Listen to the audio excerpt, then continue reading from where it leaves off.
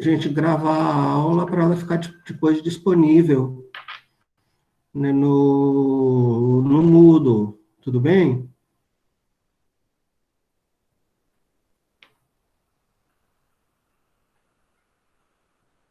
Tudo bem. Tudo sim, professor. Legal, legal.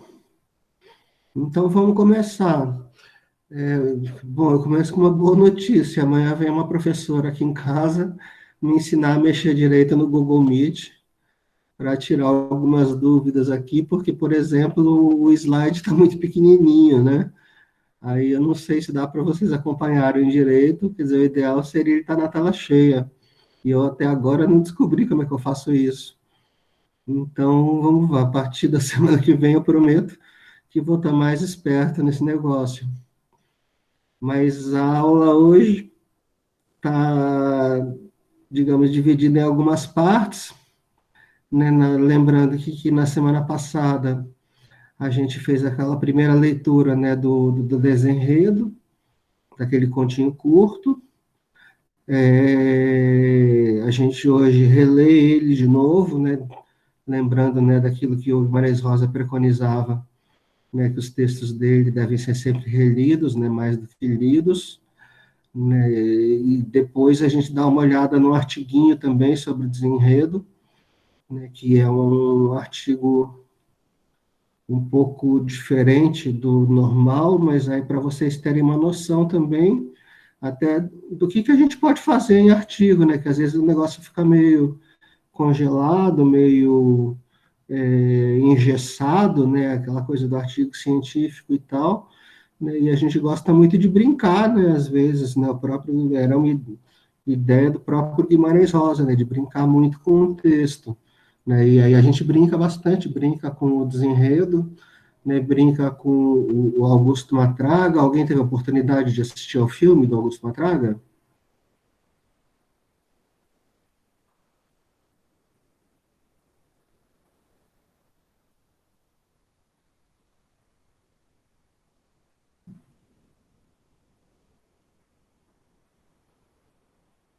Bom, ele tá lá no Moodle, né?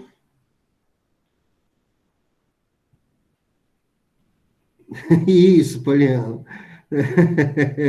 Você enxuga Capirama, acabou com todo mundo. Aí, nossa, aqui no caso, acabou com ele mesmo também, né? Aí, com calma, depois a gente vai dar uma olhada no texto também, um pouquinho do Augusto Matraga, né? Porque acho que é um livro, é um filme legal, né? Mas a parte principal, né, que é aquela batalha final, né, do Matraga com o Joãozinho Bem Bem, quer dizer, no livro é muito maior, né, muito mais detalhada, né, e tal, né, e aí no filme a coisa ficou um pouco meio rápida, né, por causa talvez da duração do filme, né, e aí a gente vê também algumas frases, né, importantes, né, do livro que ficaram de fora do filme, mas uma delas está lá, né, que é aquela que o Matraga fala, quer dizer, eu vou para o céu nem que seja corrente, né, e é isso mais ou menos, né, a ideia dele. Mas antes, para a gente começar, vamos retomar um pouquinho, como a partir da semana que vem também, quer dizer, eu acho que a gente vai se fixar mais no texto do Grande Sertão Veredas, e eu já adianto para vocês um pouquinho da metodologia, que pode ser um pouco sacal, talvez também, especialmente no começo, mas eu trabalho bastante com leitura dirigida. Quer dizer, a gente lendo os textos junto e destrinchando. Às vezes até porque os textos são complicados mesmo, né? Então, é, eu vou fazer só um panorama, né, aí no slide mais geral, assim, do Grande Sertão, para a gente ter condições melhores de entrar no texto em si, né, a partir da semana que vem. Vejam se vai mudar o slide aí. Eu vou mexer aqui. Mudou, né? Mudou Então, sim. pronto. Então, a gente retoma. né, aquilo que a gente tinha começado a ver na semana passada, um pouquinho, né, da obra, né, completa do Guimarães Rosa. Né, vocês lembram, né, que em 46 ele lança o Sagarana, que é o livro de contos em que está a história a Hora e Vez do Augusto Matraga. Né, era um livro que ele já tinha apresentado num concurso da Academia Brasileira de Letras em 37. Ele tirou o segundo lugar, né, perdeu para um livro muito inferior, né, acho que ficou muito chateado, né, e sumiu. Alguns jurados, são histórias famosas, né, que rondam em torno, né, desse concurso de 37. Né, o livro, na época, primeiro chamava Sezão, depois ele mudou o título chamado somente Contos, né, e deixou entre parênteses que era um título que ia ser substituído depois, mas que ele queria deixar bastante claro o anonimato. Quer dizer, claro, ninguém sabia na época quem ele era, né, mas aí um dos jurados, por exemplo, era o Graciliano Ramos, né, que votou contra o Sagarana. Né, depois o Graciliano se arrepende muito, disse que passou anos procurando o autor daquele livro de contos, né, porque queria conversar com ele, né, e o Guimarães Rosa simplesmente nunca apareceu para pegar o segundo lugar. Ele tinha direito a que o livro fosse publicado, né, por ter tirado o segundo lugar, mas mesmo assim a gente levanta algumas possibilidades, mas talvez até por orgulho, por não ter tido o primeiro lugar, né, ele acaba desaparecendo. E aí só aparece, de repente, em 46 o Sagarana, daí que o Graciliano Ramos identifica, pô, né, esse que é o autor, né, daquele livro de contos lá de quase 10 anos atrás, né, que sumiu, que desapareceu, né, era um livro muito maior, né, que tinha partes, segundo o próprio Graciliano, muito ruins, né, e essas partes ruins, daí o Graciliano disse que parece que o Guimarães Rosa ouviu ele, né, e cortou tudo aquilo que era ruim e deixou só o que era bom.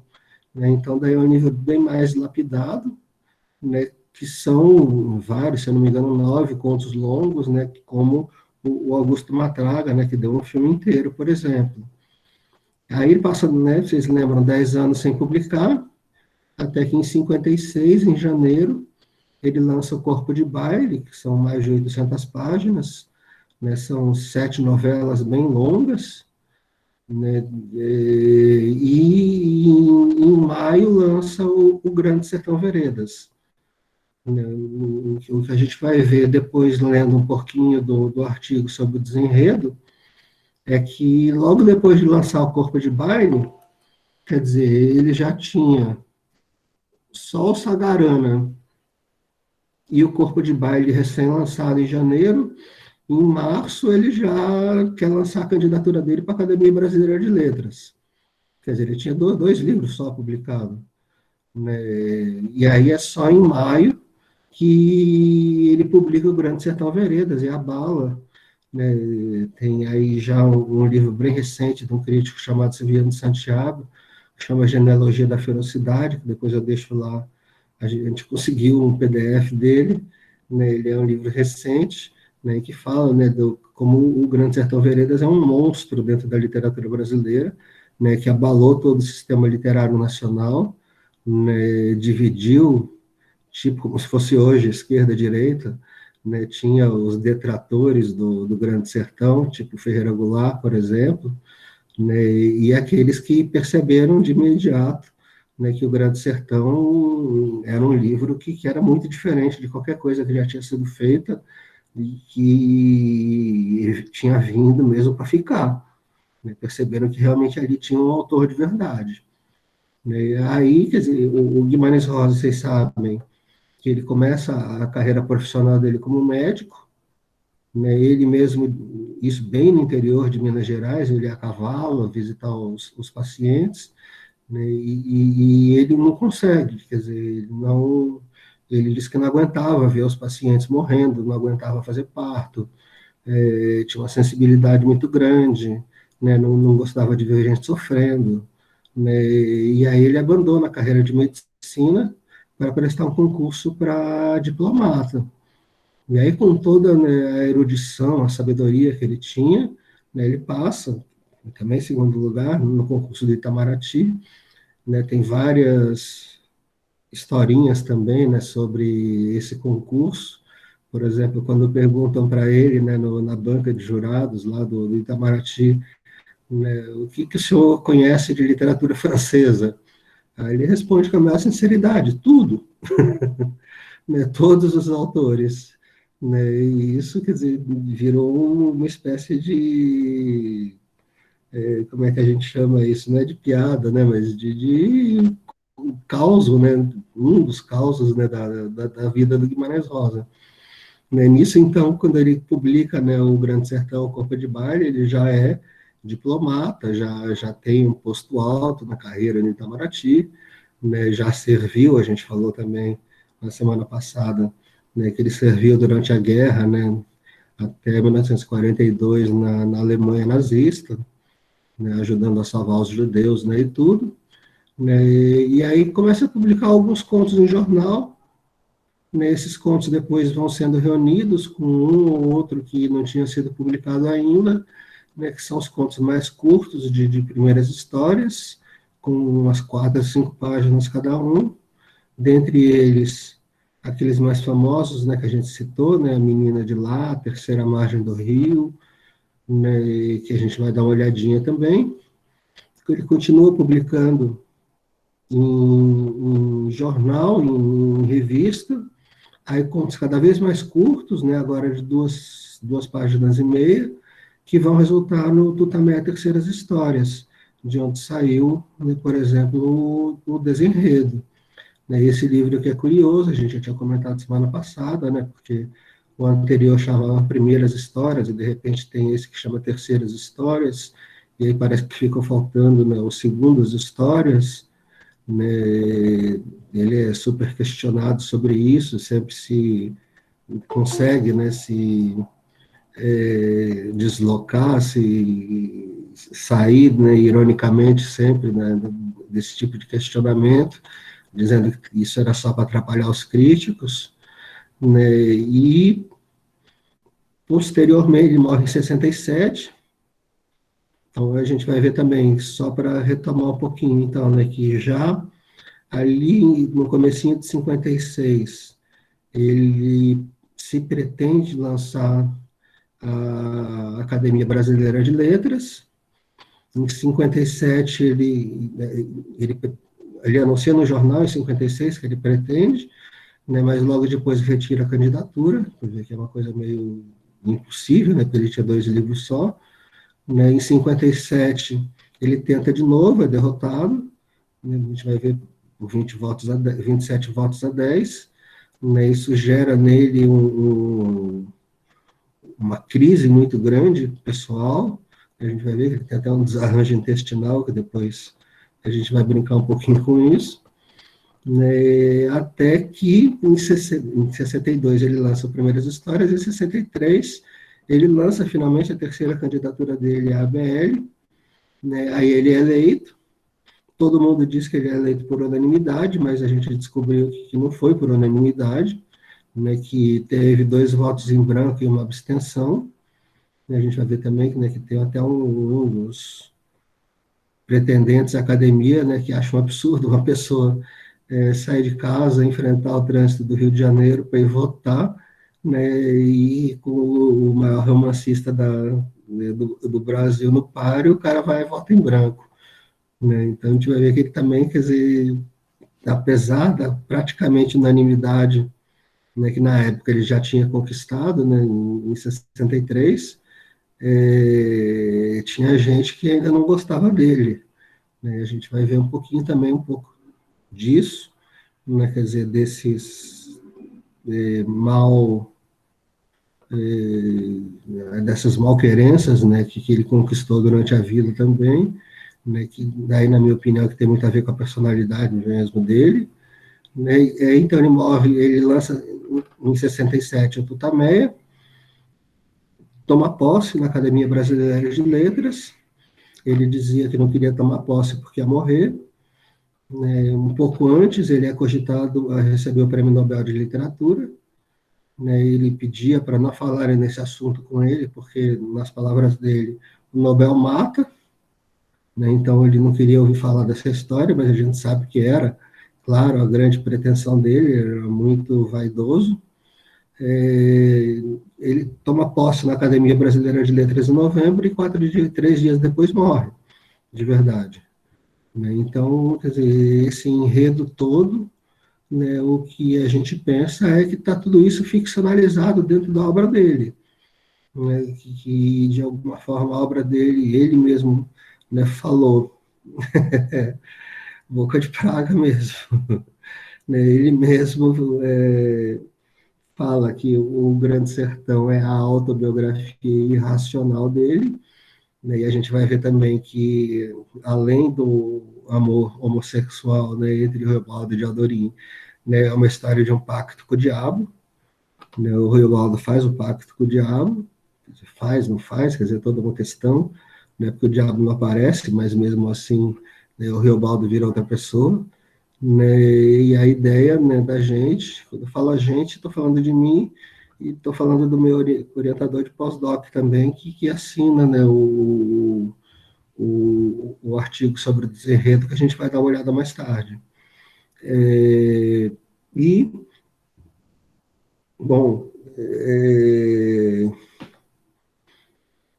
póstumamente, então, saem, né, em 69 estas histórias, né, que tem o meu tio Oyaorete, que eu vi que alguns já conhecem, né, pelo Marcelo, né, e tem os Chapéus Transeuntes, que é o texto que eu trabalho mais de perto, né, já faz alguns anos, que a gente vai dar uma olhada também, que é um conto sobre a soberba, que está no livro de 64, Os Sete Pecados Capitais, e ele mesmo, Guimarães Rosa, que pede para escrever sobre a soberba, porque ele dizia, ou pelo menos ele disse dessa vez, que ele era soberbo. Né? Daí a gente vai ter toda a discussão também sobre, né, esse pecado capital da soberba, né, um monte de quase sinônimos, né, de soberba, né, tentando distinguir uns de outros, né, o que um tem a ver com o outro, né, mas isso daqui a pouco, um pouquinho mais para frente. Né, e em 70 sai o Ave Palavra, que daí reúne um monte de textos diversos, né, uma miscelânea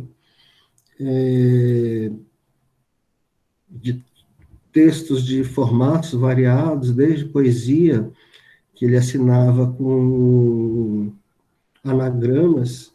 A gente vai ver também, então, vocês leram lá o desenredo, né, viram lá que a personagem tem 4 nomes, pelo menos, né, e que são todos anagramas uns dos outros, né, e eles assinavam como Soares Guiamar, vários outros nomes que contêm, né, as letras Guimarães Rosa, ou João Guimarães Rosa, né, mais desarrumadas, né, para meio que atrapalhar, meio que para confundir, né, e essas poesias estão, né, no A Palavra, junto com, eu falei para vocês, descrições de zoológico, é, contos mesmo, crônicas, né, e muito material inédito ainda, à exceção dois livros, né, de correspondência que eu contei para vocês semana passada, a correspondência com o tradutor italiano, o Bizarri,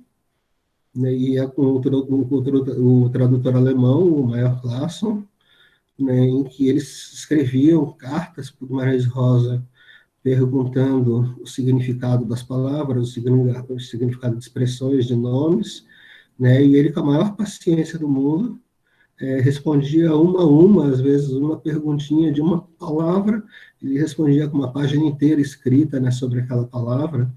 A gente vai ver algumas dessas revelações. Eu acho que não consigo, mas não, eu vou escrever aqui, por exemplo, tem um personagem do Corpo de Baile, da novela chamada Cara de Bronze, que tem o seguinte nome, olha, Moi Mei Cheiro. Isso quer dizer, puta nome esquisito, né? E daí o tradutor pergunta, mas como é que eu vou traduzir isso, né? Moi mei chego. O slide está parado, tá ainda parado. Eu estou só dando esse exemplo desse nome desse personagem, porque é uma das curiosidades que aparecem na correspondência dele com o tradutor. E aí ele explica para o tradutor o que é. Ele fala, é moi, que em francês é eu, me, que em inglês é eu, ich, que em alemão é eu, e ego, que em latim é eu. Aí ele fala, sou eu, né? O personagem morre meu chego. Né? Quer dizer, esse tipo de revelação que ele fazia, né, na correspondência com os tradutores, né? E muita coisa a gente sabe, né, a respeito, né, do modo de produzir do Guimarães Rosa, né, através dessas respostas que ele dava, né, para os tradutores. Né? Quer dizer, esse é um dos milhões de exemplos, né, que a gente tem. Vamos ver já o segundo slide. Olha, aqui a gente tem o nome dos principais personagens do Grande Sertão Veredas. Então, estamos tratando agora, então, de novo do Grande Sertão Veredas. O personagem principal, que é o narrador, é o Riobaldo, e ele toma outros nomes durante a história. Ele também é conhecido como Serzidor, né, de serzir, né, de costurar, porque ele atirava muito bem, né, e aí os próprios companheiros dele deram esse apelido para ele, né, porque ele conseguia, né, tipo, matar as pessoas como se estivesse costurando, como se estivesse serzindo mesmo, né. O outro nome também que o tempo todo ele tem durante o livro é Tatarana, né, o Riobaldo Tatarana. Tatarana é uma lagarta de fogo muito perigosa, né, e aí afinal no fim do livro, mais ou menos, né, faltando umas 100 páginas para o fim do livro, ele faz o tal do pacto com o diabo, né, assume um outro nome, Urutu Branco, Urutu uma cobra, também uma cobra venenosa, né, e é aí que ele que de simples jagunço que era, acaba se tornando o chefe dos jagunços todos. A gente vai dar uma olhadinha daqui a pouquinho também, um pouquinho no enredo da história, né, porque a gente já está aí no Grande Sertão, vocês já sabendo mais ou menos o que vai acontecer, né, porque, como a gente vai ver no próximo slide, né, ele começa em média res, que é uma expressão de teoria da literatura, né, que significa exatamente pela metade. Então, tem livros, por exemplo, vocês leram com certeza o Memórias Póstumas de Brás Cubas, né, que começa em última res, quer dizer, que começa pelo final, começa com a morte do Brás Cubas. Né, o Grande Sertão, os livros normalmente começam pelo princípio, né, começa o começo da história, né, e vai indo. Né, o Memórias Póstumas começa do final, né, com a morte do Brás, né, e aí que ele vai começar a contar a infância dele. Né, e o Grande Sertão, uma das dificuldades é que começa pela metade, pelo meio da história. Né, então ele já vai contando o que está acontecendo, o que já aconteceu, né, e a gente fica todo mundo fala, né, que tem que ter muita paciência nas primeiras 30 páginas, porque a gente não entende o que está acontecendo, né, porque exatamente ele está começando pela metade, ele está dando como se a gente soubesse quem eram aqueles personagens, né, e só aos poucos é que a gente vai se acostumando com o nome deles. Por exemplo, digamos, o outro, digamos, o antagonista, né, do Riobaldo é o Diadorim, que já tinha aparecido no comecinho da história como um menino. É uma cena também muito famosa do Grande Sertão. O Reobaldo é criança, está lá numa cidade perto do rio, pagando promessa junto com a mãe, né, pedindo esmola até, né, e vê, né, um menino na beira do rio. E o menino convida ele a atravessar o rio junto com ele. O Reobaldo era meio medroso. E aí o menino diz, não precisa, meu pai me ensinou que parece ter muita coragem. né? E aí eles pegam um barquinho, vão, atravessam o rio, chegam do outro lado do rio, né? O Riobaldo parece que tem uma admiração, né, por esse menino. Aí tem uma situação que chega um cara, chega um adulto, né, e quer se aproveitar, né, das duas crianças. Aí o menino, né, dá a entender que quer também, né, para o cara chegar perto. No que o cara chegar perto, o menino saca uma faca e esfaqueia o sujeito. Né? E aí, quer dizer, começa muitos anos depois, né, esse menino, ele é reencontrado pelo Riobaldo, e aí que a gente vai ver que o Riobaldo vai mudar de lado. Ele estava seguindo um grupo de jagunços, e por causa do menino, que agora então vai se chamar Reinaldo, é o nome que o menino tem entre os jagunços, Reinaldo, e o Riobaldo acaba aceitando, quer dizer, mudar de lado para poder ficar junto do Reinaldo. Né? E o Reinaldo pede para o Riobaldo chamar ele, em particular, somente de Diadorim. Então, Diadorim é o nome, né, do Reinaldo, que é um menino também, né, e aí também tem dezenas de artigos explicando, né, esse nome de Adorim, né, que é um nome estranho, mas que tem muita ressonância, tem ressonância com o diabo, tem ressonância, né, com o presente de Deus, com um monte de interpretações, tanto onomásticas como esotéricas até, mas depois a gente vai entender por que de Adorim, né, por que o nome dele, quer dizer, é essa coisa estranha. E aí, quer dizer, então, o Grande Sertão, vocês viram já um pouquinho, né, lá no Augusto Matraga, que tinha o grupo do Joãozinho Bem Bem. Então, é como se fossem vários grupos do Joãozinho Bem Bem guerreando no meio do sertão.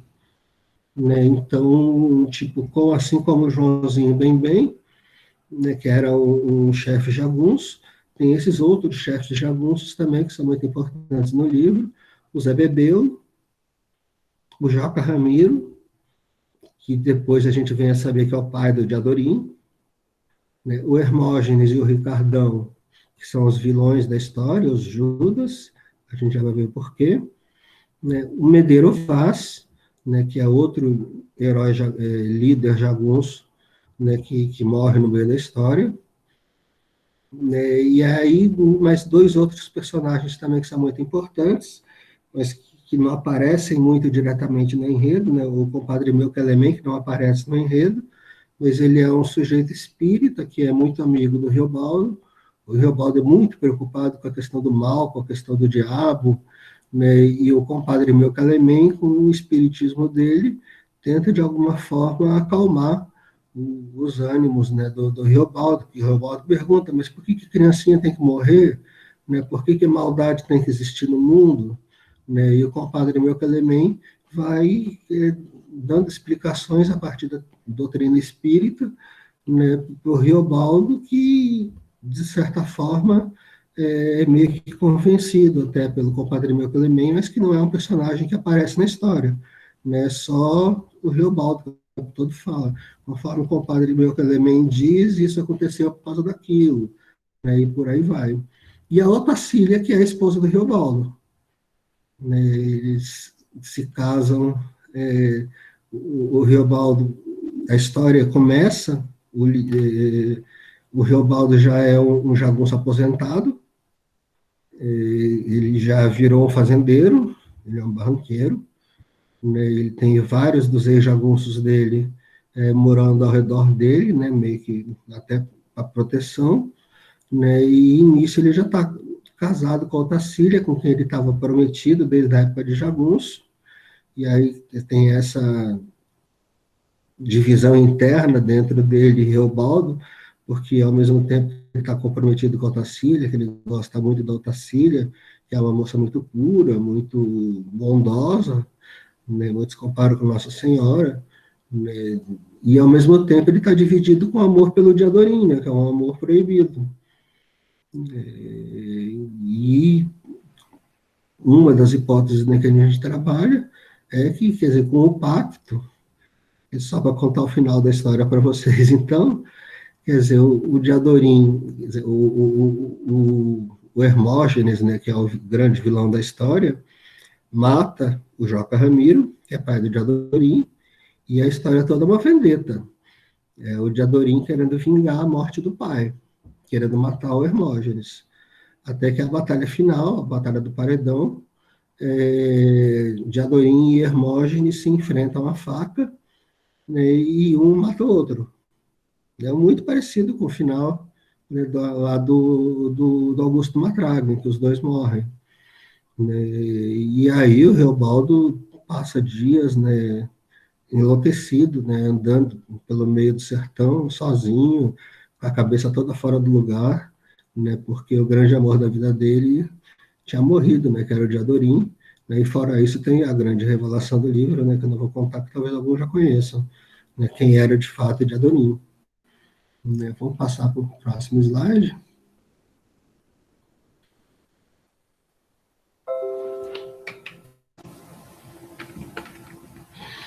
Então, algumas, né, das características, né, do Grande Sertão, especialmente, por exemplo, com relação à narração do livro, né, que é muito importante, né, a gente vai ver, assim como ali o desenredo também, né, o livro começa com um travessão, e aí o Reobaldo começa a falar.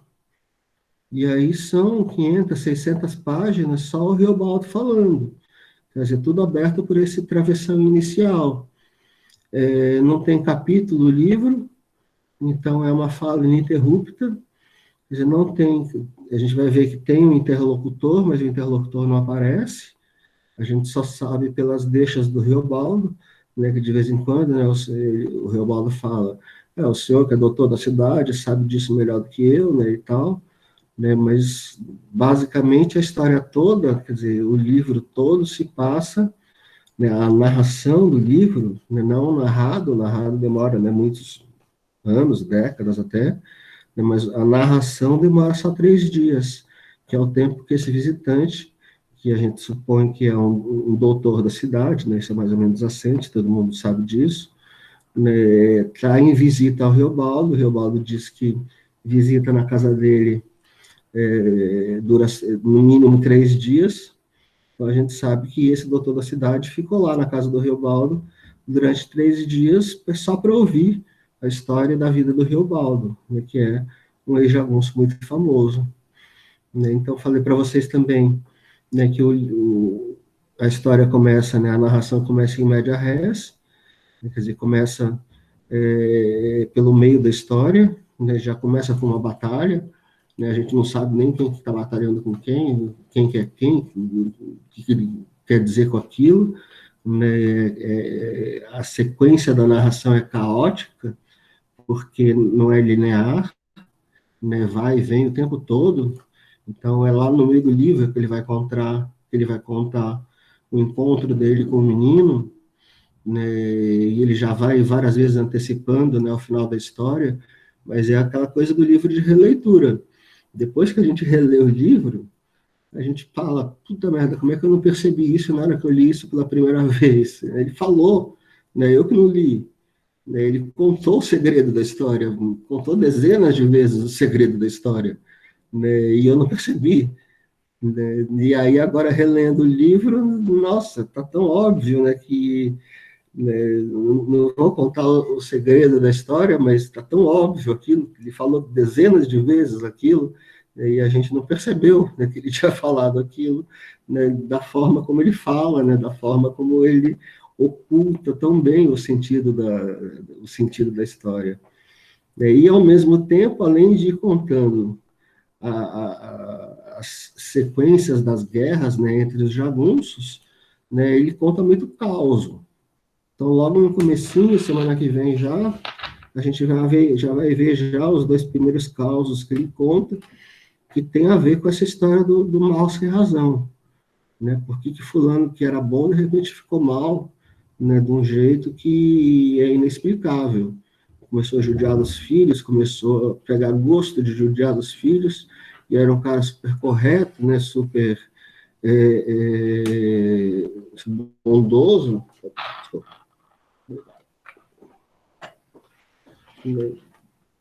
e isso vai no livro inteiro. E o caos mais famoso, né, que a gente, claro, não vai ler o Grande Sertão inteiro, mas algumas partes importantes, sim, como o caso da Maria Mutema, né, que é o caso mais famoso, né, posso só dar uma mini resumida na história, mas a Maria Mutema, ela mora no Arraial, só parando um pouquinho, né, tá dando para acompanhar?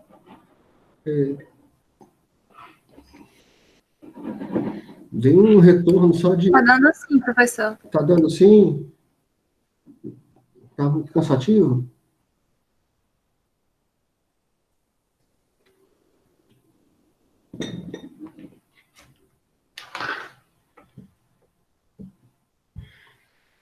Legal, obrigado. Qualquer coisa vocês vão avisando, vocês vão dando retorno também e a gente vai mudando de estratégia. Mas o caso da Maria Mutema é que ela mora então no Arraial, o marido dela morre, o padre morre, e num determinado dia chegam dois missionários na cidade, que vão celebrar uma missa na igreja.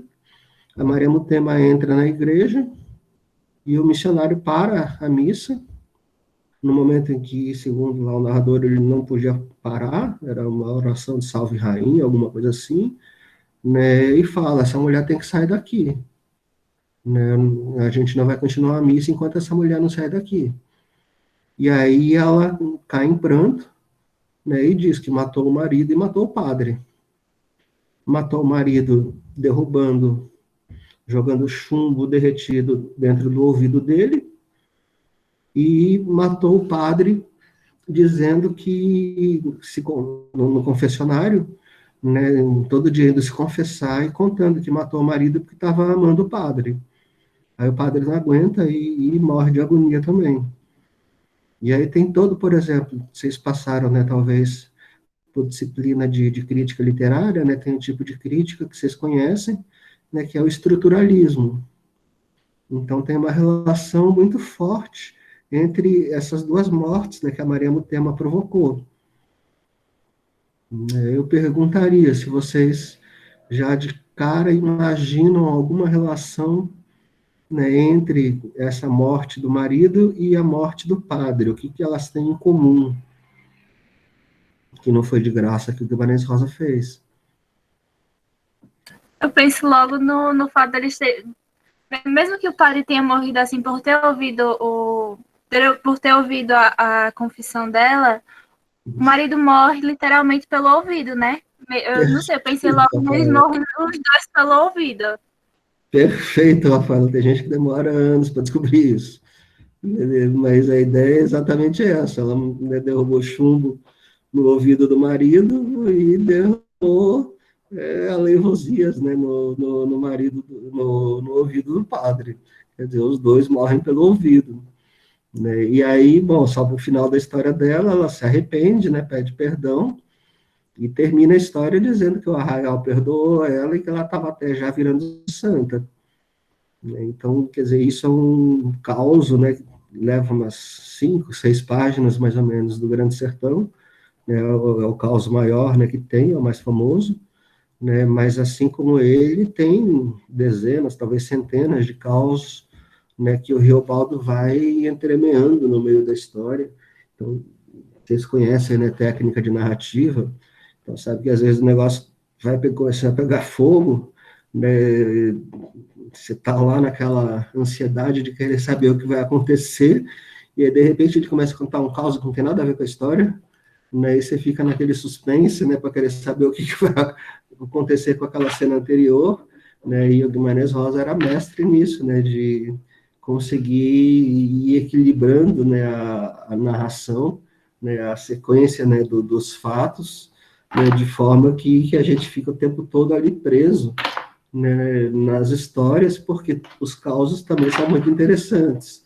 né? Então, a gente, ao mesmo tempo que quer voltar logo, né, para o desenrolar da história, sabe o que aconteceu depois, ao mesmo tempo também, quer dizer, a gente fica preso, né, nesses causos que ele vai contando.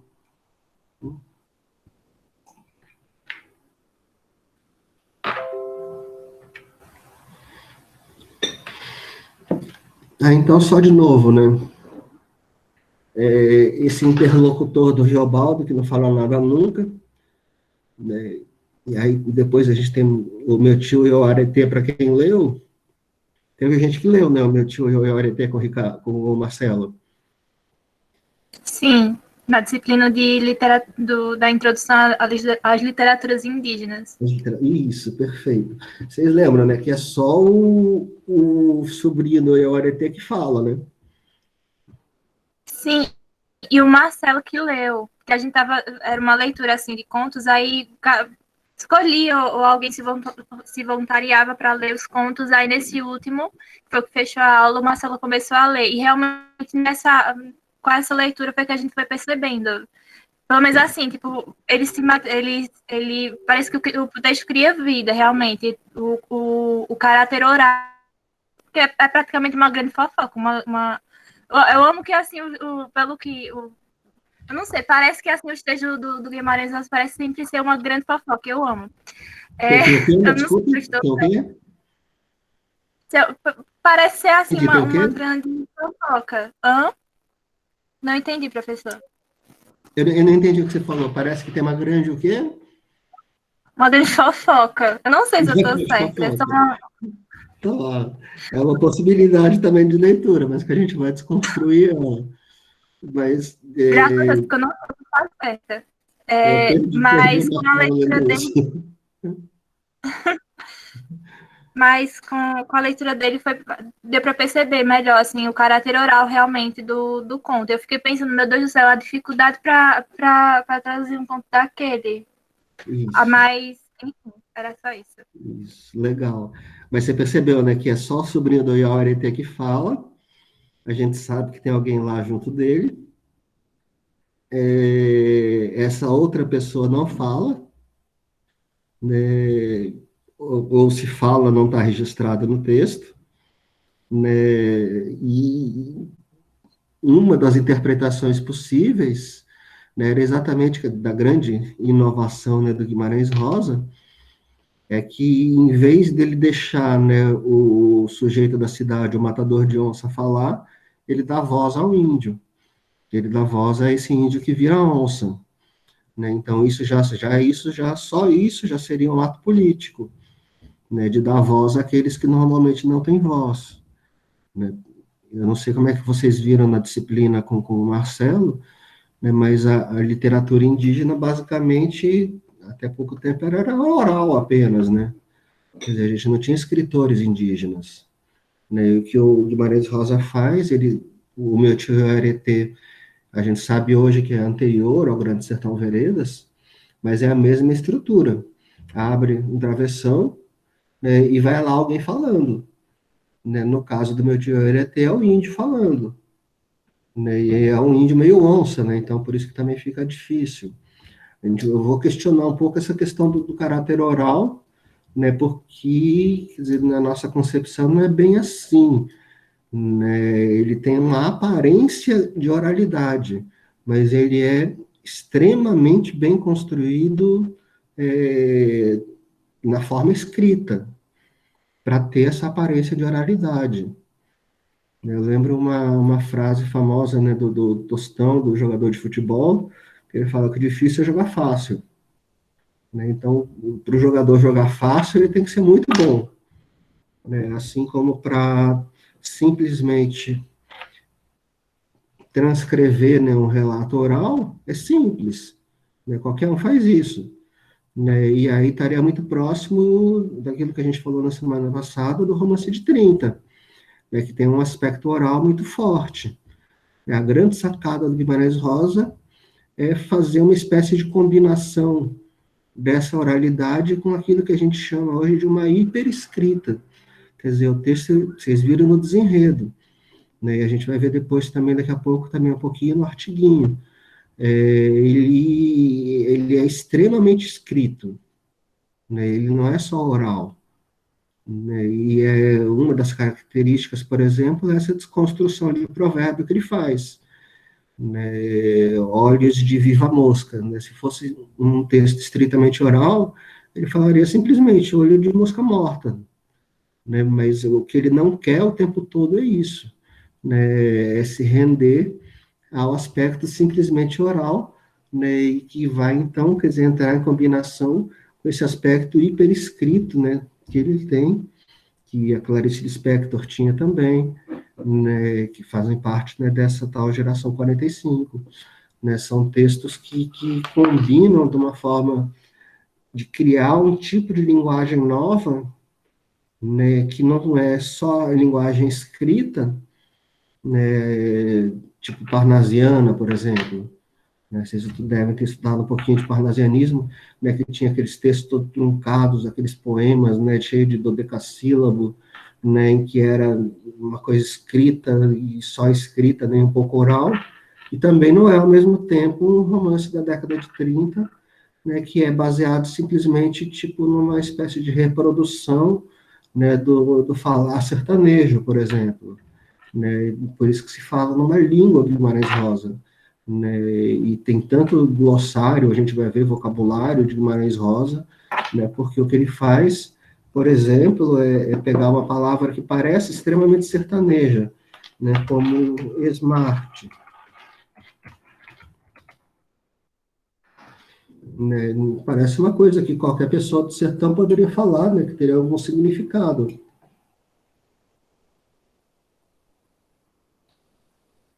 E smart nada mais é do que o aportuguesamento do smart, do inglês. Né? O Guimarães Rosa, ele sabia dezenas de línguas, ele trabalhava com todas as línguas ao mesmo tempo. Né? Então, às vezes, uma coisa que parece super regional, tipo smart, fulano é smart, fulano é esperto. Né? Mas o que ele fez foi somente, quer dizer, digamos assim, oralizar, né, uma palavra que era do inglês e que, portanto, né, o sertanejo típico provavelmente não conheceria. Né? E assim a obra dele está cheia, né, de sacadas desse tipo, né, que fazem com que a linguagem dele seja única. Né? Mas vamos mais um pouco para frente. Então, o interlocutor do Reobaldo, né, o doutor da cidade, que não fala nada, mas que a gente reconhece, né, que está presente por causa dessas deixas do Reobaldo, né, em que ele fala, né, o senhor está me ouvindo, o senhor sabe disso, né, e aí a gente sabe que ele não está falando sozinho, que tem alguém ali ouvindo ele, e aí isso foi caracterizado, né, pela crítica como semidiálogo, como diálogo pela metade, porque a gente só tem uma parte, né, do diálogo, né, não chega a ser um monólogo porque ele não está falando sozinho. Então está errado também falar que é um monólogo. Mas, ao mesmo tempo, dizer que é um diálogo também é complicado, porque a outra parte não fala. Né? Daí cunharam várias expressões, né, para descrever o tipo de narração, né, do Grande Sertão, né, algumas delas, né, como essas de semidiálogo e diálogo pela metade. E aí uma professora da USP, né, em 72, né, uma professora emérita, a Valnice Galvão, de que a gente vai tratar um pouquinho daqui a pouco também, ela cunha, né, uma expressão, né, que depois pegou, né, que Reobaldo é um jagunço letrado, né, quebra, né, então, um pouco essa ideia de simplesmente regionalismo. Então, Guimarães Rosa não é um autor regionalista, né, o Antônio Cândido chama ele de transregionalista, isso já na época, em 77, né, porque ele é letrado, porque pela narração a gente vê que ele conhece dezenas de línguas e está tudo ali escondido. Né? Tem milhões, tem assim, artigo assim, Guimarães Rosa é língua húngara, né, para mostrar, né, todas as expressões em húngaro que estão presentes dentro do Grande Sertão. Quer dizer, então é um tipo de jagunço que não existe na realidade.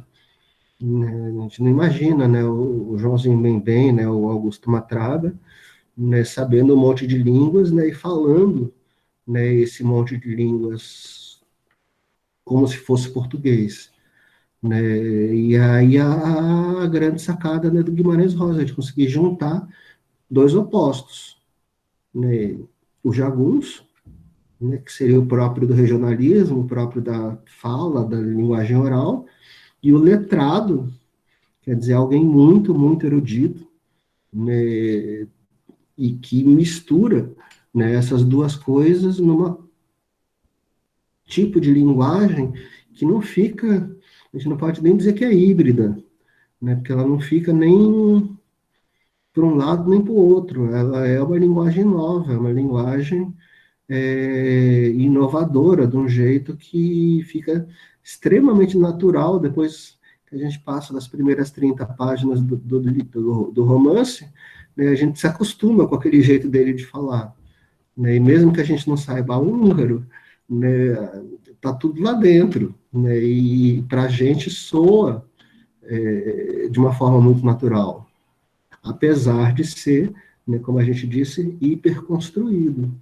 Quer dizer, ele tem todo um trabalho, né, vocês lembram, o terceiro companheiro de geração, né, como se ensina, né, nos manuais de ensino médio da geração de 45, né, que é o João Cabral, que se definia como um engenheiro, né, quer dizer, não é mais uma simples transcrição de falares regionais, mas é uma elaboração muito grande, quer dizer, a dificuldade, né, que a Clarice conta de escrever simples, né, de fazer uma coisa que seja entendida por todos e, ao mesmo tempo, não seja uma coisa muito chã, né, não seja uma coisa muito reles, né, e isso talvez seja um pouco que os três, né, o Guimarães, a Clarice e o João Cabral têm em comum.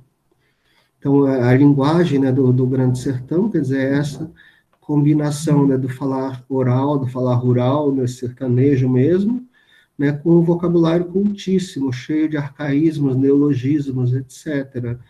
Né? Então, quer dizer, tem muita palavra, por exemplo, o Guimarães Rosa, ele era um exímio leitor de dicionário. Então, a gente vai trabalhar bastante também aqui com dicionários, né, com todo tipo de dicionário. Né, e, quer dizer, uma das diversões dele era ler dicionário. Né, e aí ele recuperava, então, aí ele escrevia uma palavra que ninguém conhece, aí a pessoa falava, ele inventou essa palavra. Aí vamos ver, não, lá no século XIX tinha gente em Portugal que usava essa palavra. Né, isso ele ressignifica, né, coisas que eram do arco da velha, né, que já tinham caído no esquecimento há muito tempo.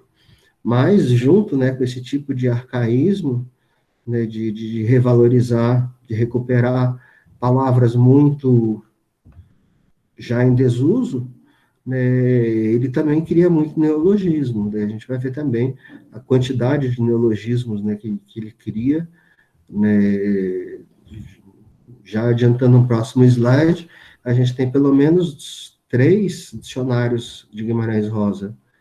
Né? Tem um de 1970, que é o Universo e Vocabulário do Grande Sertão, da Neilanda de Castro, que é um livro que não é muito grande, que tem umas 200 páginas, né, em que ela vai lendo o Grande Sertão e dando sentido, por exemplo, para palavras que o Guimarães Rosa inventou. Isso, quer dizer, é um exercício que, mais para frente, lá com os Chapéus Transeuntes, a gente vai fazer juntos também, né, uma espécie de joguinho, né, de pegar esse tipo de neologismo, esse tipo de arcaísmo do Guimarães Rosa e ficar nós mesmos aqui, né, no grupo, criando, inventando significado para isso.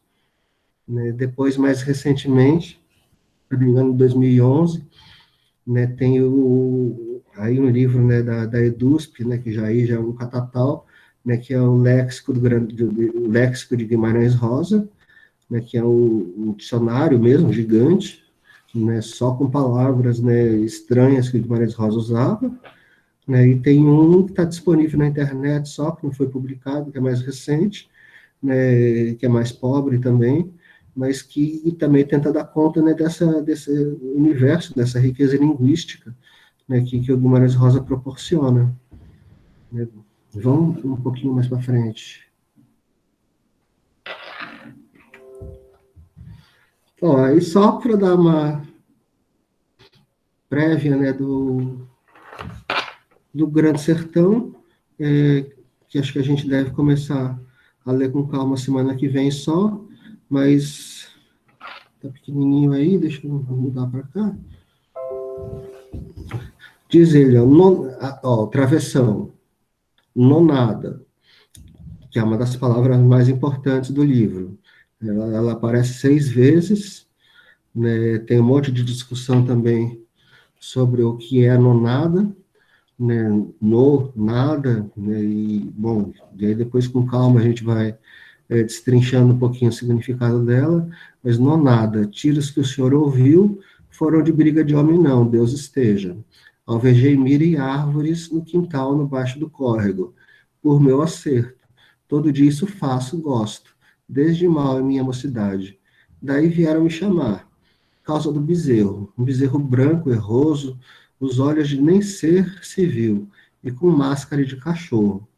Me disseram, eu não quis avistar. Mesmo que por defeito como nasceu, arrebitado de beiços, esse figurava rindo feito pessoa. Cara de gente, cara de cão. Determinaram. Era o demo. Povo Prascóvio. Mataram. Dono dele nem sei quem for. Vieram emprestar minhas armas, cedi. Não tenho abusões. O senhor ri certas risadas. Olhe, isso daí é só, quer dizer, o comecinho do primeiro parágrafo, né, do livro. Mas vamos fazer um exercício de interpretação já. O que aconteceu nesse parágrafo? Qual é a história que o Riobaldo está contando?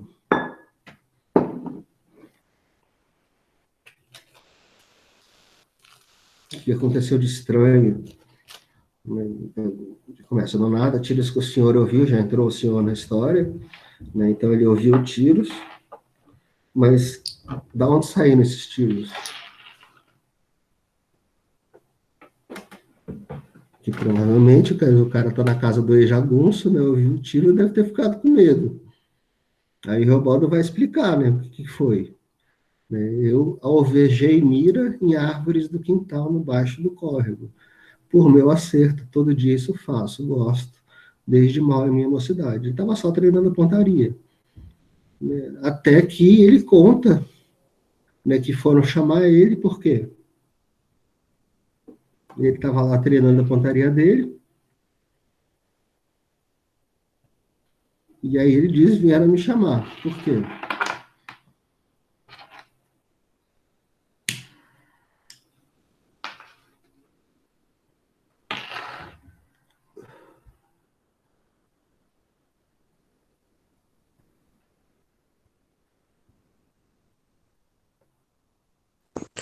Pô, chamar ele por causa de um bezerro, né? Acho que, Isso. pelo que eu entendi, ele nasceu meio deformado, com algum defeito Um bezerro genético. deformado, um bezerro defeituoso, isso. Aí tinha que E alguém aí, matar ele, né? isso.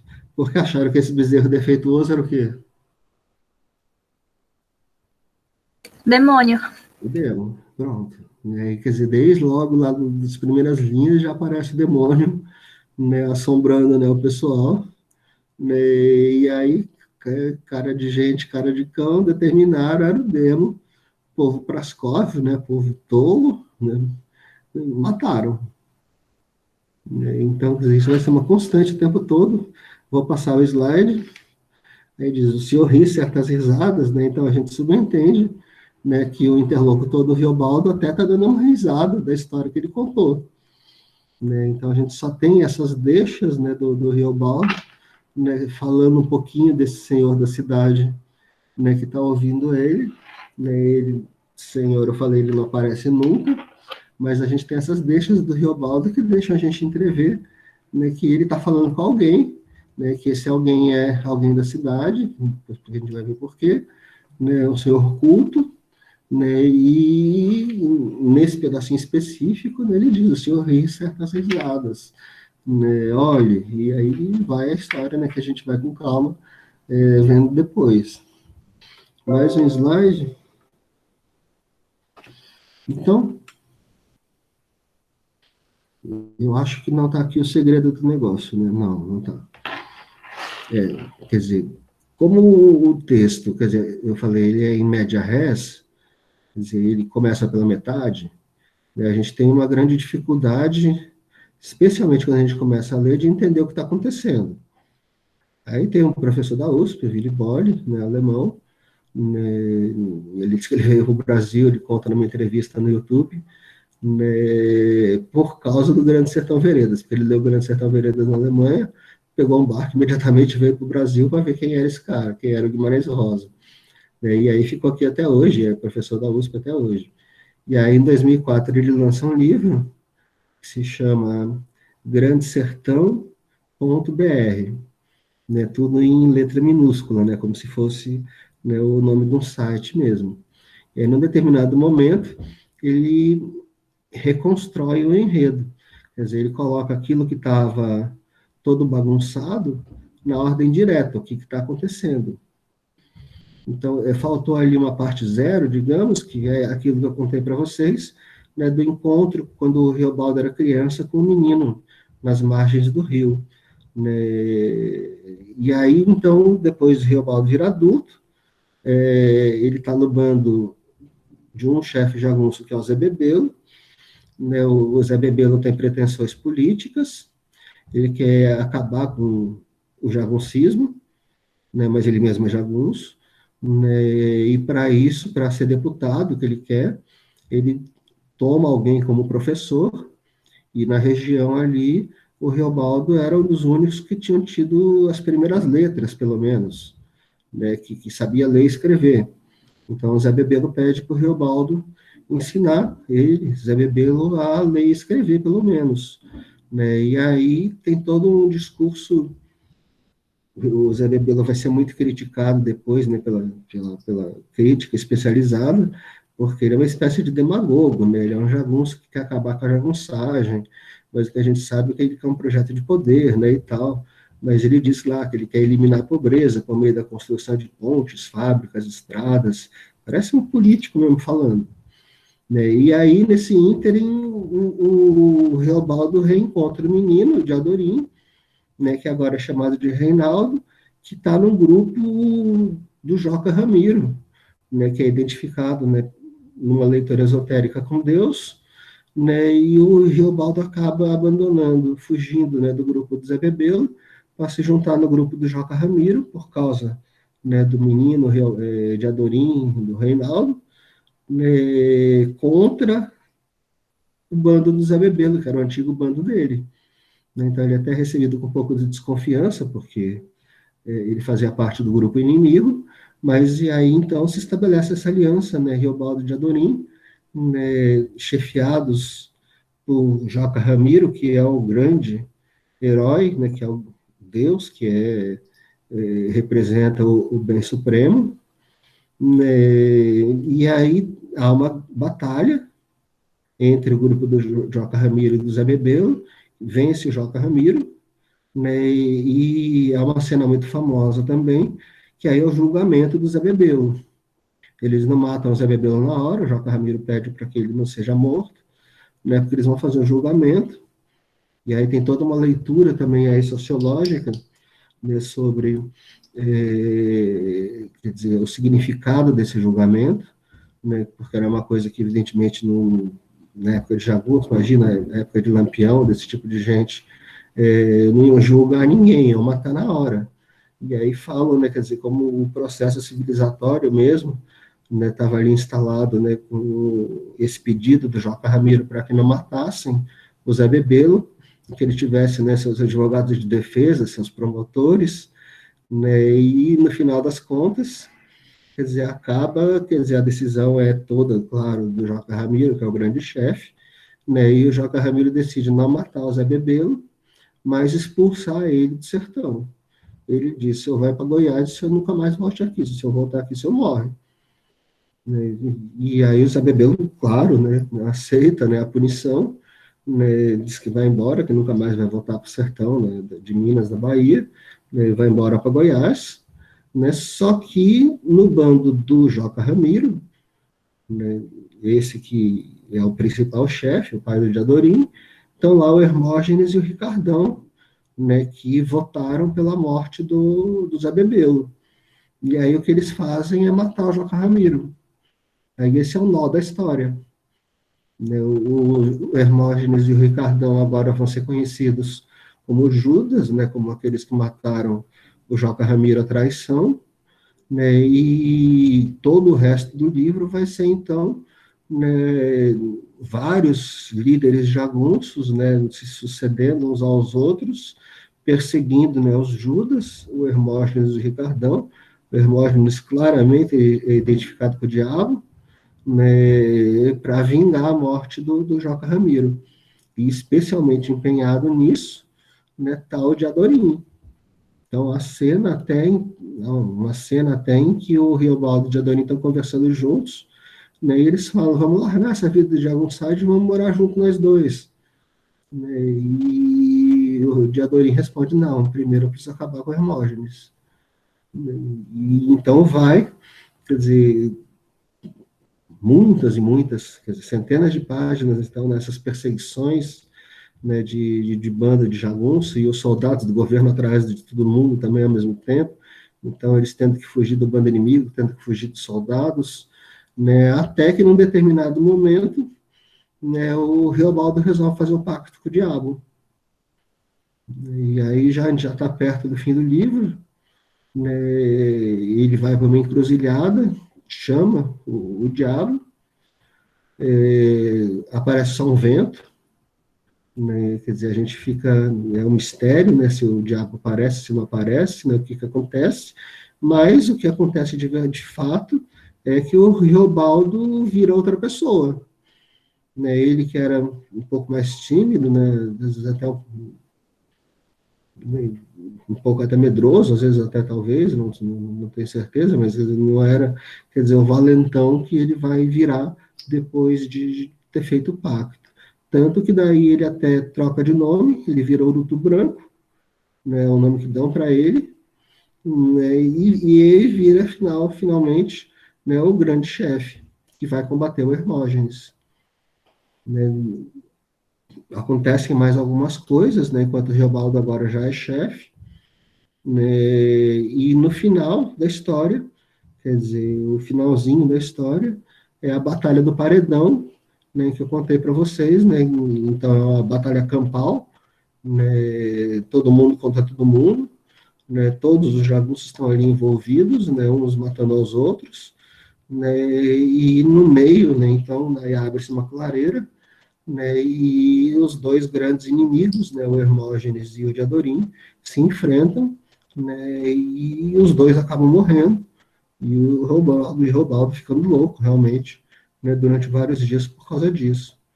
Né, e o fim da história, mas isso já não está no fim, quer dizer, está no começo, quer dizer, porque o negócio é todo invertido, né, o Riobaldo se casa com a Otacília, que era a noiva prometida dele, né, ele já tinha mandado uma pedra preciosa para ela em compromisso de casamento antes dele virar chefe, né, e tal.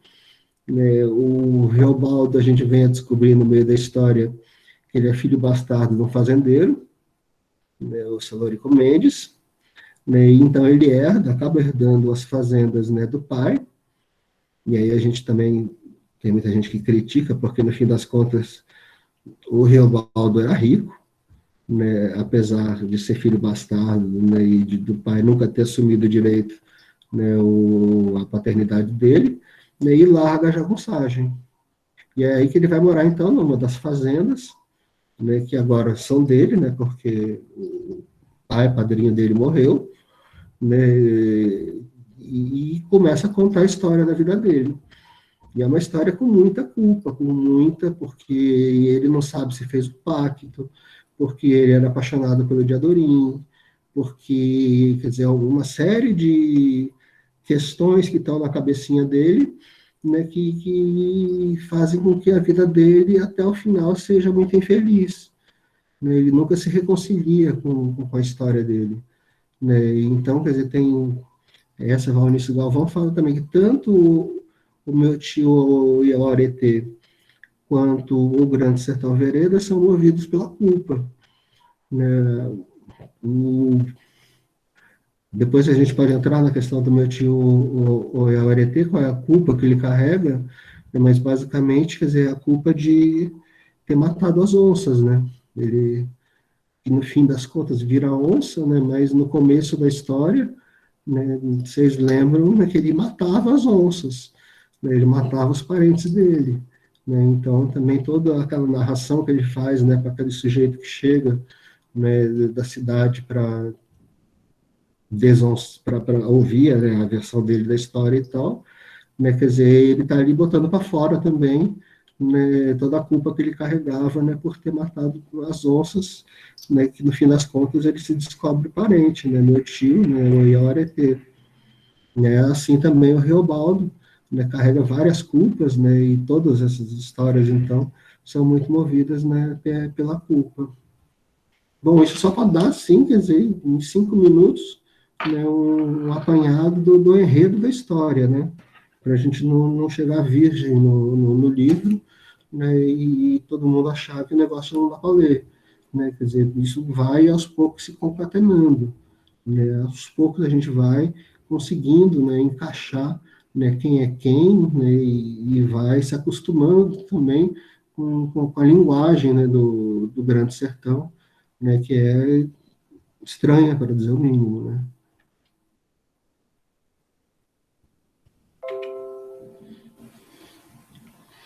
E aí, só para dar um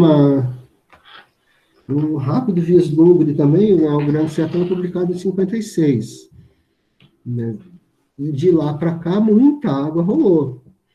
Então, quer dizer, vocês talvez em crítica literária também tenham visto, tipo, além do estruturalismo, um tipo de crítica literária que é chamada estética da recepção, né, como que o livro foi recebido.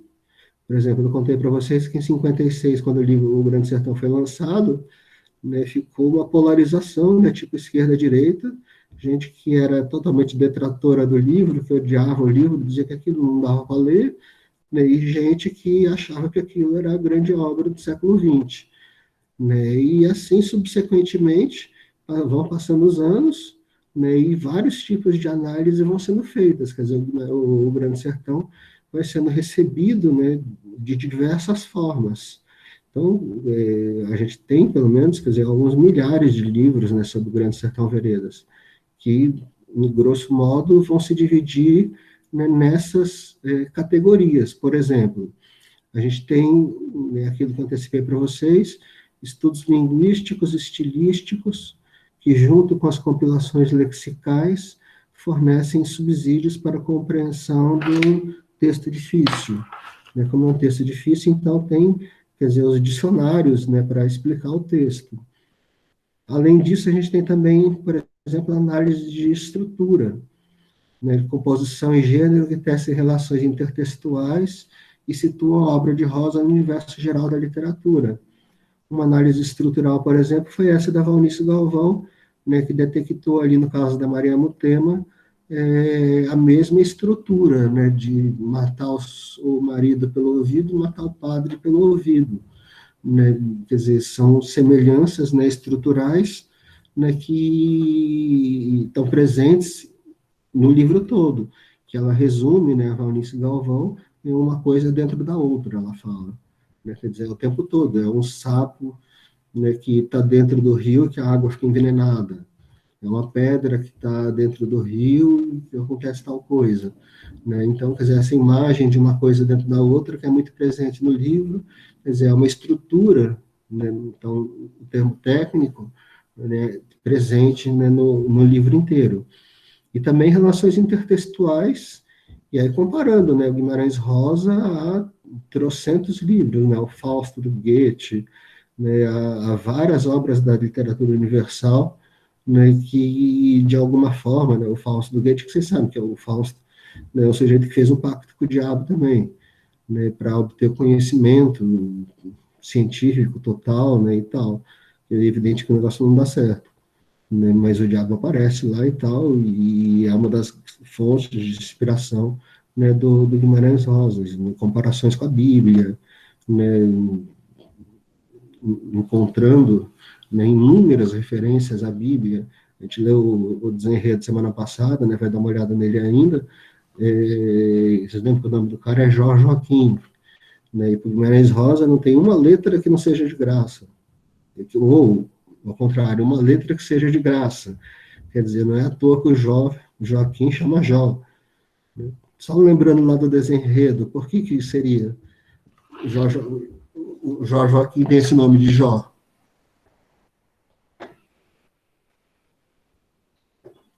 Lembrando da história de Jó da Bíblia, né?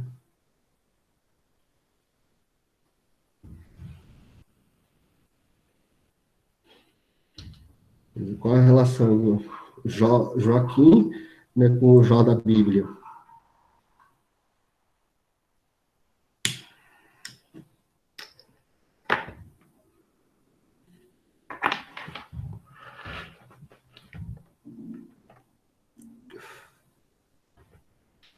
O que o Jó Joaquim faz?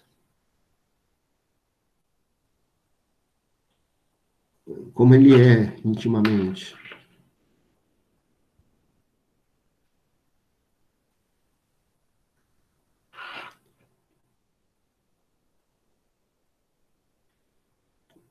O Jó da Bíblia, né, é o sujeito que Deus ferrou com ele, e ele mesmo assim foi paciente, né, e confiou, né, em Deus. O Jó do Desenredo, a mulher traía ele, mas mesmo assim, ele pacientemente, né, esperou até conseguir reverter a imagem dela. Faz sentido essa comparação?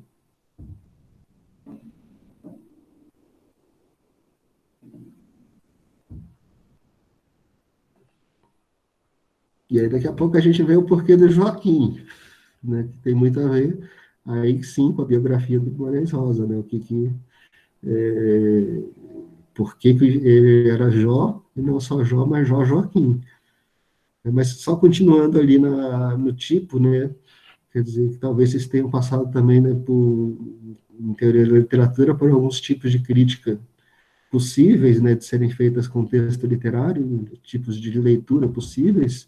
Então tem também a crítica genética, né, que se dedica a esclarecer o processo de elaboração da obra a partir dos materiais reunidos pelo escritor. Eu contei para vocês que tem o arquivo do Guimarães Rosa lá na USP, que tem milhares de papéis, né, do Guimarães Rosa, né, e aí o que esse pessoal faz da crítica genética é ir lá e ver, ó, a primeira versão do Desenredo, como é que era, né, em 1900 e bolinha, né, ó, que ele mudou, ele trocou essa palavra por essa, por que ele riscou essa e botou aquela? A gente vai ver alguns manuscritos também, né, do Guimarães Rosa, ver como ele mexia em tudo, com todas as cores, né, ia trocando palavra, né, e aí eles tentam entender o porquê dessas mudanças de determinada palavra, por exemplo, né, por que ele preferiu essa e não aquela, né, por que ele modificou o final da história, por que né, ele mexeu tanto no próprio texto, né, ele não parava de reescrever.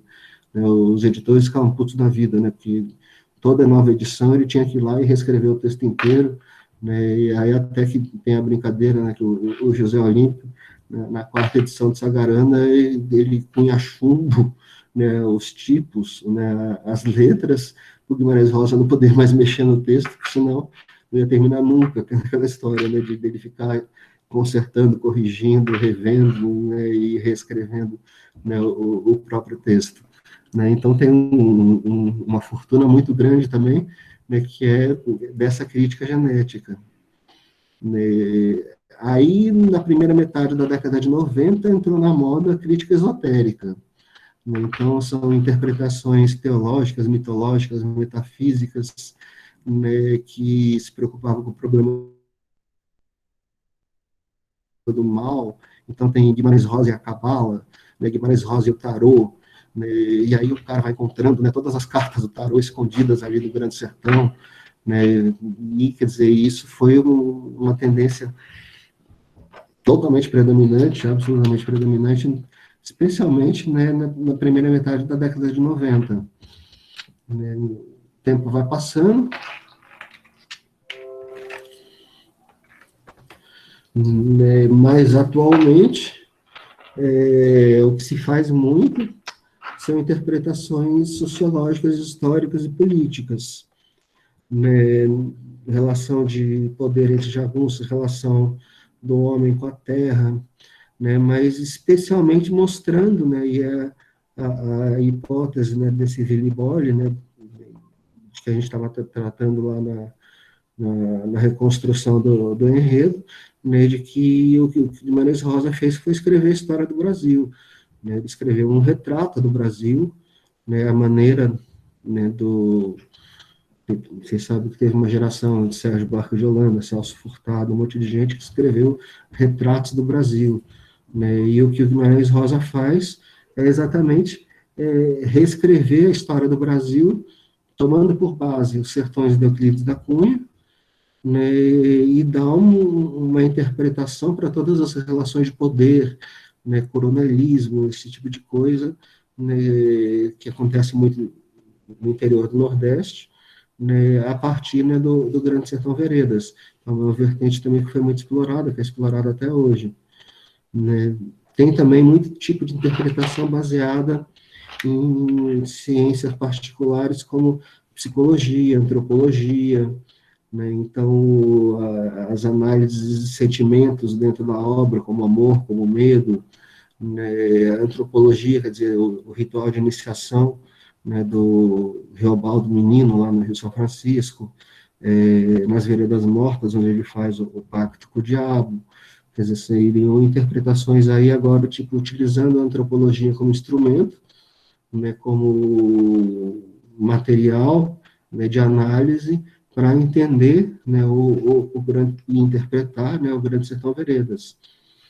Tem também, quer dizer, alguns, né, que são muito legais, estudos bibliográficos, né, porque o Guimarães Rosa tinha, claro, a biblioteca pessoal dele, e ele tinha o hábito de anotar muito dentro nos livros, né, que ele escrevia, grifar, sublinhar, e aí esse acervo dele está preservado também na USP, para consulta pública, e aí o que o pessoal faz a gente fez, eu com meu amigo fizemos, pegar o livro lá do Ovídio, do Virgílio, né, ver lá o que o Guimarães Rosa sublinhou uma frase lá do Virgílio, né, essa frase vai aparecer igualzinha lá num determinado livro, num determinado texto, no Conversa de Bois, né, então ele se reaproveitava, né, de toda a erudição que ele tinha, né, e as pessoas pesquisam, né, a biblioteca pessoal dele, né, para descobrir fontes, né, de onde ele tirou, né, uma série de coisas que parece que foi ele que inventou, mas que, na verdade, ele estava só chupando de alguém, né. Tem também um ou outro livro, né, que são estudos folclorísticos, né, eu lembro de um especialmente, que é a cultura popular no Grande Sertão, né, que tem um capítulo grande sobre o pacto com o diabo, né, em que o autor, né, ele traça toda uma genealogia, né, de histórias, né, muito, às vezes até antigas, né, do universo sertanejo, né, em que aparece o pacto com o diabo. Quer dizer, que não foi uma coisa, então, que o Guimarães Rosa inventou. Quer dizer, isso faz parte do folclore, né, do Nordeste. Quer dizer, muita cordel, muito tipo de literatura aí mesmo popular mesmo, né, que explora, quer dizer, a questão do pacto com o diabo. E que a gente vai dar uma olhadinha agora também, né, nos estudos geográficos e cartográficos, porque, então, se o Grande Sertão é uma espécie de um monte de batalhas, de lutas entre grupos de jagunços, eles vão percorrendo, especialmente ali o noroeste de Minas, o sul da Bahia, né, e aí, deixa eu trocar aqui, quer dizer, os caras fazem mapas, né, não dá para ver, está pequenininho demais, mas o slide depois está lá no Moodle. Né, esse foi o primeiro, né, quer dizer, da década de 70 ainda, né, que tenta traçar o roteiro, né, dos grupos de jagunços, né, nas cidades do sertão, o que é um problema, porque nem toda cidade, nem todo vilarejo que está lá descrito no Grande Sertão, de fato existia. Né? Muitos foram inventados, né, pelo Guimarães Rosa, mas muitos e muitos mesmo existiam de fato. Né? E ele escolhia especialmente pelo nome. Né? Então, quer dizer, tem um lugar, né, que ninguém nunca descobriu onde é, né, que chama Veredas Mortas. Lembra, o livro chama Grande Sertão Veredas. Né? Veredas são... Então, tem o sertão e tem as veredas que seriam, quer dizer, uma espécie de oásis dentro do sertão, né? Um córregozinho, um riozinho, né? Com palmeiras, com buritis plantados, onde, né, quando os grupos de jagunços chegavam, né, podiam beber água, podiam acampar, né, e tal. E não é à toa, né, que o pacto com o diabo é feito num lugar que se chama Veredas Mortas. Né? Então, nunca se descobriu onde ficam essas veredas mortas, que provavelmente foi invenção do Guimarães Rosa, né? Mas o nome quer dizer tudo, né? Para ele, é sempre a questão, né, da importância das palavras, da importância dos nomes. E aí que ele diz que nada é de graça. No livro do Tameia, por exemplo, ele fala, não dá para mexer 3, 4 palavras sem desequilibrar o conjunto inteiro da obra. Né? Quer dizer, aquilo foi montado de um jeito, quer dizer, perfeito. Né? Não dá para mexer um pouquinho no texto, né, porque isso vai bagunçar tudo. Né? Então, para ver o cuidado, né, que ele tinha, né, com as palavras, e aí também com o nome dos personagens, com os topônimos. Né? Isso foi, quer dizer, lá em 1970, o Alain Vigiano, né, descrevendo, vejam lá, né, o trajeto, né, um possível trajeto, depois tem uma espécie de índice, né, marcando esses números aí que eles vão passando, até que esse gráfico aqui é interessante, esse mapinha está muito pequenininho aí, mas dá para ver lá em cima, né, na parte superior, né, a região onde se passam os sertões do Euclides da Cunha. E um pouco para baixo ali, né, depois se vocês puderem baixar o slide para aguentar, é a região onde se passa o Grande Sertão. O que lembra Machado de Assis? Vai analisar alguns textos, prestar atenção, talvez, no uso assim, que ele faz de determinados nomes. Isso. Pensar na etimologia, porque eu me lembro que na disciplina passada de literatura de língua portuguesa, a gente analisou alguns textos e o pessoal que apresentou teve grupos que apresentaram algumas, sabe, algumas análises interessantes a respeito dos nomes.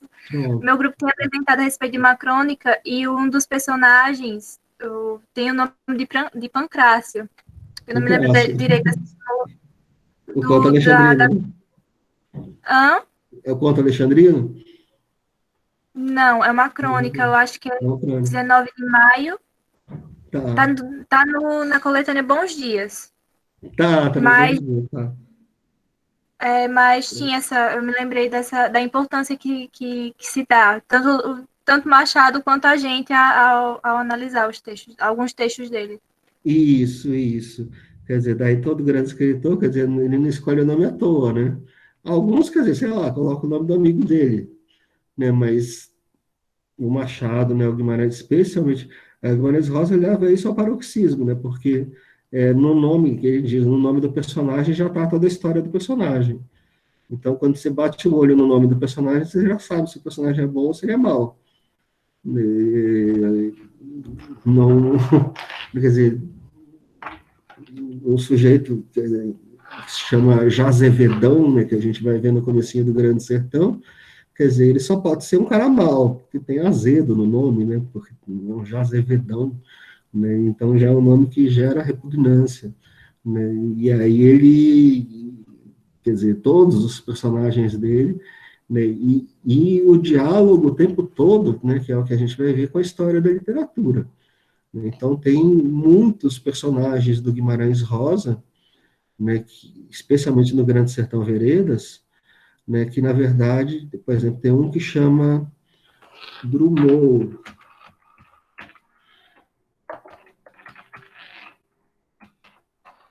De onde saiu esse nome?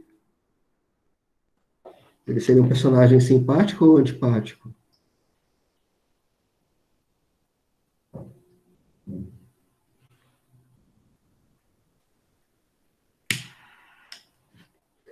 Quem é Drummond?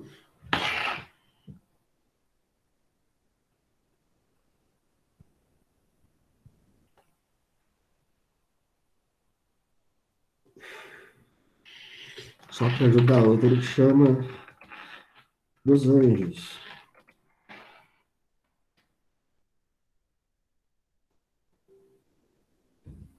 São todos jagunços, e no caso específico desses dois, são jagunços do bem.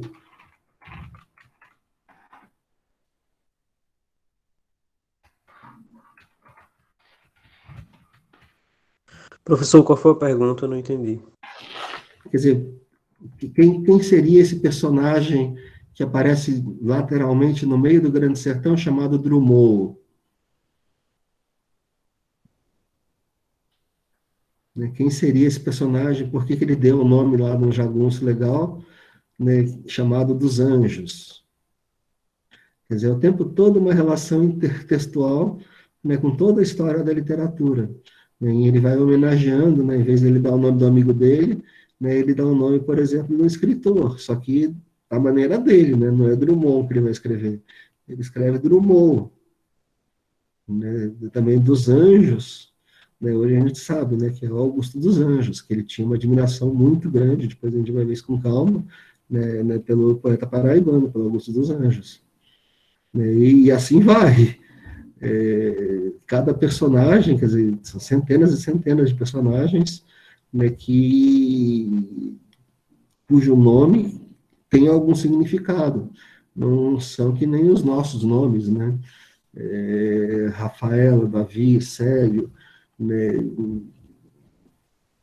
que são nomes comuns, né? Ali são nomes escolhidos a dedo, né, e modificados, né, meio que para esconder, meio que para revelar, né, a origem, né, da onde eles saíram, né, porque é uma obra literária, né? E, como eu dizia, quer dizer, ela é hiperescrita, ela não é somente oral. Quer dizer, ele não escreve Drummond, ele escreve Drummond. A gente vai falar bastante um pouco dessa relação, então, entre oralidade e escrita, que é importante. E aí, veja, é um mapa já, está no livro do Boyle também, uma pena que está pequenininho aí, mas acho que dá para perceber que é muito bem elaborado, né, que é todo o caminho, né, são vários mapas, né, que tem no livro, né, várias passagens, né, do romance, né, em que ele vai seguindo a trilha, né, dos grupos de jagunços. Né, hoje, quer dizer, tem um amigo meu que trabalha, né, que ele faz excursões ali pelo noroeste de Minas, né, partindo ali de Cordisburgo, né, da cidade, né, do Guimarães Rosa, né, passeando pelos lugares, né, por onde os jagunços passearam. Quer dizer, isso são excursões físicas mesmo, né, todo ano acontece, né, agora parou por causa da pandemia, mas todo ano acontece, né, daí vai um grupo tanto de estudiosos, de professores, quanto de leigos, né, mas seguindo, acompanhando, quer dizer, o que seria o trajeto, né, que aqueles personagens, né, fizeram no Grande Sertão. Deixa eu ver se tem mais alguém. E aí, é uma pena que não vai dar para ler aí no slide de vocês, mas eu falei para vocês, né, eu prometi que amanhã vem uma professora aqui me ensinar a mexer direitinho aqui no Google Meet para melhorar um pouco a exposição. Então, isso daí é o universo e vocabulário do Grande Sertão Veredas, né, de 1970, que é uma espécie de dicionário do Grande Sertão. Então, eu também não estou conseguindo ler direito daqui, mas, por exemplo, a primeira palavra ali da letra N é namorã, que, ou aquela que namora. Em vez de dizer namorada, ele dizia namorã. E aí, para deixar marcado, né, a distância dele para a simples oralidade, né, para mostrar, né, como o negócio é extremamente escrito. Né. O último lá, noitar, quer dizer, anoitecer, anoitecer. E aí ele inventa, né, esse verbo, né, noitar. Né. Ali um pouco para cima tem nikites. Deixa eu passar para cá. Não vai dar para ver aí.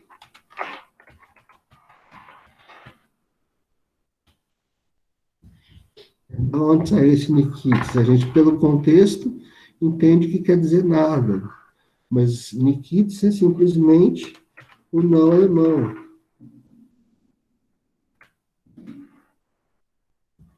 Nichts, nicht, né, em que ele aportuguesou para Nikites, né, para mostrar como ele vai brincando, né, que nem aquela história do Smart, né, que o Smart em inglês vira o Smart, né, em português. Assim como o alemão Nichts vira Nikites, né, para dizer não. Né? E aí, quer dizer, esse é um tipo também, né, de livro que tem sobre Guimarães Rosa, né, que tenta desvendar, né, o significado, né, das palavras complicadas que ele usava. Acho que esse é o último. E aqui só, talvez aí dê para ler daí, quer dizer, o diabo é uma figura muito presente dentro do livro. E aí a gente tem, quer dizer, e aí tem também, quer dizer, que mostra lá, por exemplo, naquele livro sobre cultura popular, né, no Grande Sertão Veredas, que tem toda como é que chama isso? Uma superstição de não falar o nome do diabo. Né? E aí, então, tem essa quantidade de sinônimos, né, de diabo, muitas vezes porque o jagunço, né, o sertanejo, não quer dizer diabo. Daí ele fala, por exemplo, eu vou ler só rapidinho, né, a gente já vai, acho que encerrando também, né, então, eu comecei a contar quantas vezes aparecia cada uma, mas aí acabei desistindo. Mas, por exemplo, demo aparece 30 vezes. O que diga, capiroto, capeta, satanazinho, o cujo, demônio, diabo, o tinhoso, o tal, o arrenegado, o cão, o cramulhão, o indivíduo, o galhardo, o pé de pato, o sujo, o homem, o tisnado, o coxo, o temba, o azarape, o coisa ruim, o mafarro, o pé preto, o canho, o duba-dubá, o rapaz, o tristonho, o não sei que diga, o que nunca se ri, os sem gracejos, diá, depois vai ter essa associação com o diadolinho, o outro, também que é muito importante, o danador, o coxo, o que não há, um que não existe, Beuzebu, o sem olho, Diá, o ele, o sujo, o ocultador, o outro, o figura, o morcegão, Tunis, Cramulhão, o debo, o caroxo, o do pé de pato, o mal encarado, aquele, o que não existe, demônio, demônio gemedeiro, demônio regedor, o que não fala, o que não ri, o muito sério, o cão extremo, coisa má, o cujo, a figura, o arrenegado, o maligno, o tristonho, o pai do mal, o tendeiro, o mafarro, quem que não existe, solto eu, o careca, o demo, o sempre sério, o pai da mentira, o bode preto, o morcegão, o chu, o dado, o danado, Lúcifer, Satanás, o dos fins, o austero, o severo mor, Barzabu, o das trevas, o drão, o demonhão, o oculto, o demônio, o capeta, Lúcifer, diabinhos, demônio mestre, o outro, Dioguim, não sei que diga, o tranjão, o tibis, o tisnado, o tentador, o anhangão, o maligno, o temba, o sujo, o arrenegado, o Diogo, Dianho, Dião, o cão, o maligno, o cujo, o demo, o rei diabo. É.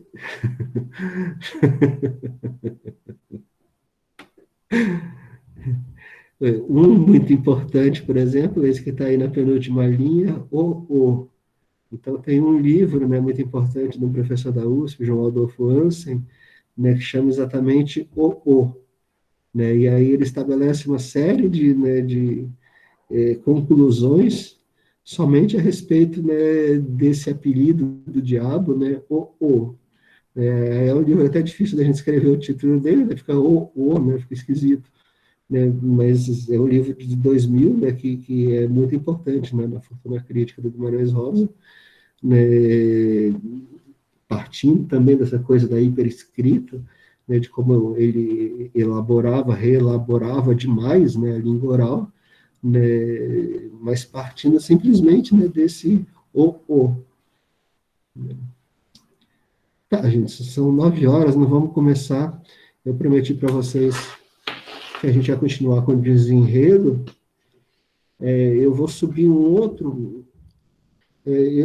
Às vezes eu faço assim, deixa eu ver se eu consigo mostrar pelo menos para vocês. Deixa eu trocar aqui.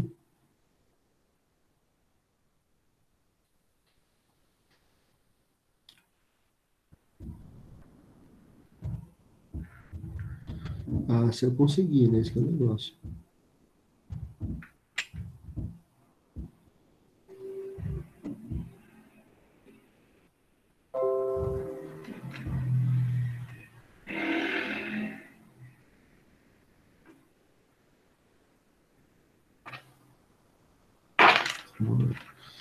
Ver se dá para ver aí. Eu vou trocar o texto que está lá, porque daí às vezes eu faço isso assim para ajudar, ir grifando, né, em cores diferentes, né, coisas diferentes, né, chamando a atenção para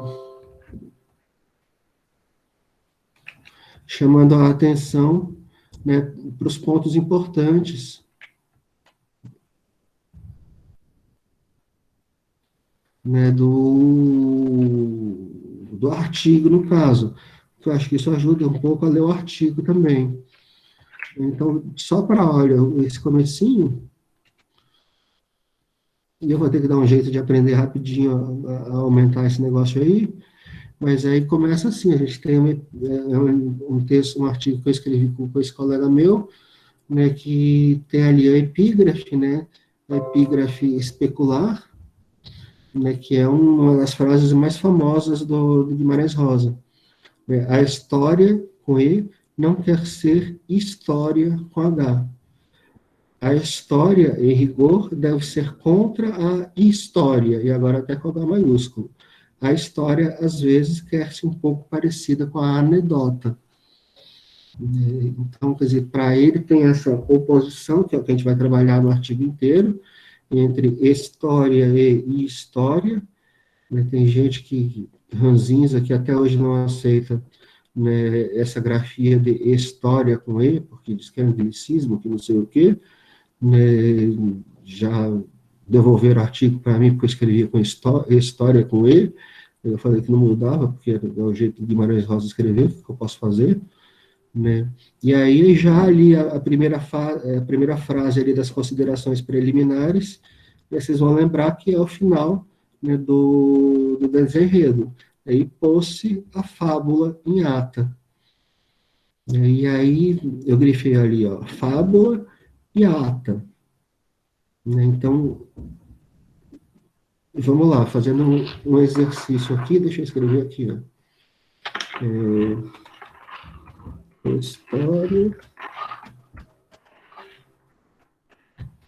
História. Fosse a fábula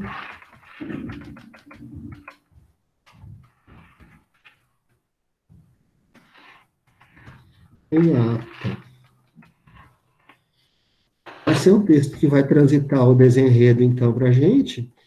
entre historia, está escrito errado ali, e história. Entre fábula, então fábula tem a ver com história. Ata tem a ver com história. E aí pôs-se a fábula em ata. Daí, quer dizer, qual é uma das hipóteses da gente, né? Eles se casaram, né? Vocês lembram, né? O Joaquim e a Vilíria, Ervilha e tal, né? E pôs-se a fábula, a história, em ata, né? Quer dizer, mas só que quando, né, há uma certidão de casamento, não é propriamente uma ata, né? Aí a gente vai explorar um pouquinho, quer dizer, que ata é essa? Né? E já adiantando a hipótese do trabalho do artigo todo, né, é que a ata é a ata, né, que consagrou Guimarães Rosa como imortal da Academia Brasileira de Letras. Quer dizer, todo o desenredo, então, na verdade, né, aquelas três traições da Vilíria e Ervilha lá, né, no fundo, quer dizer, elas só representam, é uma brincadeira do Guimarães Rosa de recontar a maneira dele. A essa época ele já tinha sido eleito, né, o texto foi publicado originalmente em 65, ele tinha sido eleito já em 63, mas é uma maneira dele tirar o maior sarro, né, dos acadêmicos, né, e contar um pouquinho da visão dele, da Academia Brasileira de Letras, coisa que evidentemente a gente está inventando, né, porque não está no texto, né, mas é uma perspectiva também, né, que a gente vai trabalhar um pouquinho, dando para vocês, quer dizer, essa possibilidade, essa oportunidade também, né, de que o artigo científico não precisa ser tão sério, né, de que a gente pode brincar muito, né, e tem essa oposição que talvez vocês conheçam, né, entre artigo e ensaio, né, e no ensaio a gente tem uma liberdade formal muito maior, né, inclusive de inventar aquilo que a crítica literária chama de superinterpretação, quer dizer, uma interpretação que não está lá no texto, mas que muito claramente foi o leitor, foi o intérprete, foi o crítico que inventou. Né? Daí o que a gente gosta de fazer é ficar inventando, né, interpretações, dando sentido para coisas que a gente diz num determinado momento, quer dizer, a gente faz intencionalmente aquilo que não era a intenção do autor. Evidente que não passou provavelmente pela cabeça do Guimarães Rosa, né, escrever desenredo como se fosse uma historinha contando da eleição dele para a Academia Brasileira de Letras. Mas a gente desentranha lá do texto um monte de provas, né, de que isso realmente aconteceu, né, embora não intencionalmente, muito provavelmente. Quer dizer, não sei o que a psicanálise diria disso, né, a respeito dele, mas se seria uma coisa inconsciente que ele fez, né, mas a questão é que o texto do Guimarães Rosa é aquilo que o Humberto Eco chama de uma obra aberta, né, quer dizer, ela permite inúmeras interpretações, cada um vai ter a sua. Né, uma às vezes é mais consagrada do que outra, mas todas elas são legítimas, desde que, né, a argumentação seja coerente, que a gente espera ter feito uma argumentação coerente para concluir, no final das contas, né, que o desenredo é só, quer dizer, a história da eleição, das eleições, né, do Guimarães Rosa para a Academia Brasileira de Letras. Tudo bem?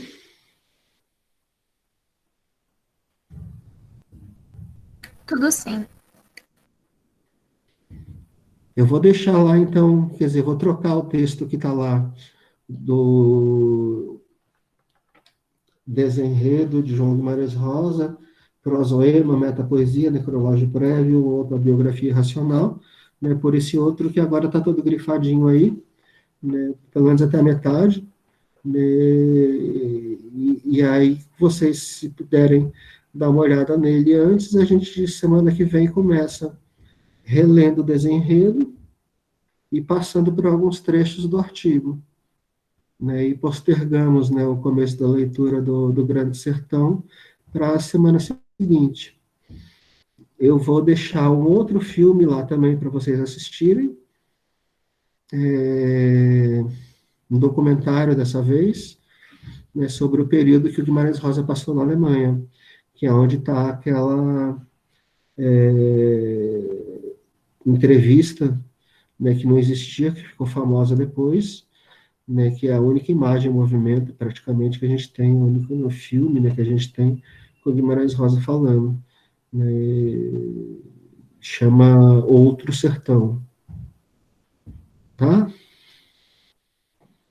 E qualquer coisa a gente vai se comunicando por aqui, vocês vão mandando mensagem, né, podem mandar também pelo e-mail também, né, e até semana que vem prometo ter aprendido a mexer com esse negócio de forma que dê para ler, né, os textinhos que estão ali no slide.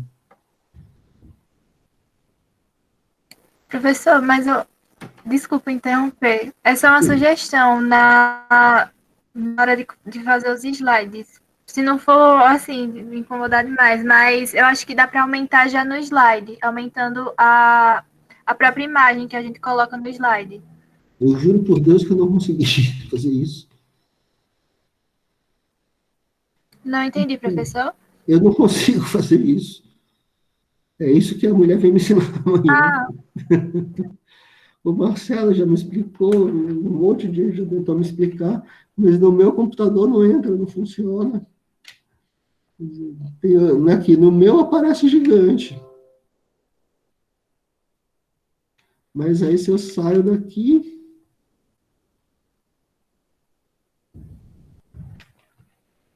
Professor, mas por enquanto, enquanto a mulher não vem, né, a gente consegue dar o zoom, no caso quem tiver no celular.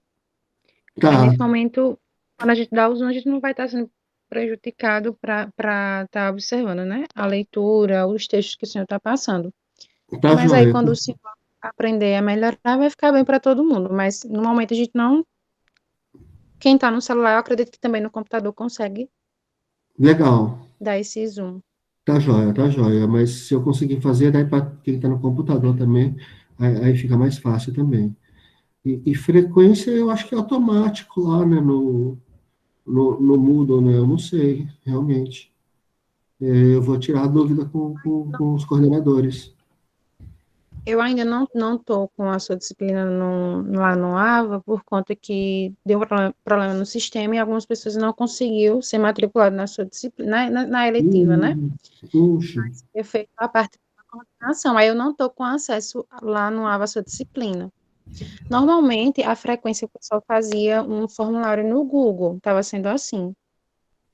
Tinha a frequência no dia da aqui aula. no Google Meet mesmo? não, era Eu pelo acho que é. Google, eu acho que era pelo Google Docs. Eu não Pelo Google sei. Docs. Tá, para a Mas próxima é semana. alguma ferramenta do Google. Tá certo. Tá, para a próxima, eu vou perguntar para o Marcelo direitinho, né? Para a próxima semana a gente já faz assim, tá? Mas aí, para quem também não pôde assistir, tá lá gravado. Eu vou deixar subido lá no YouTube. Para quem não tem ainda o Moodle, aí quem puder repassar o link também, eu agradeço. Certo? Certo. Ok, gente, valeu, valeu. Obrigado pela atenção. Espero não ter sido muito cansativo. Valeu, até a próxima. Boa noite. Boa noite, Sérgio. Boa noite, gente. Boa noite, gente. Até mais. Até mais. A gente, qualquer coisa, vai se comunicando durante a semana.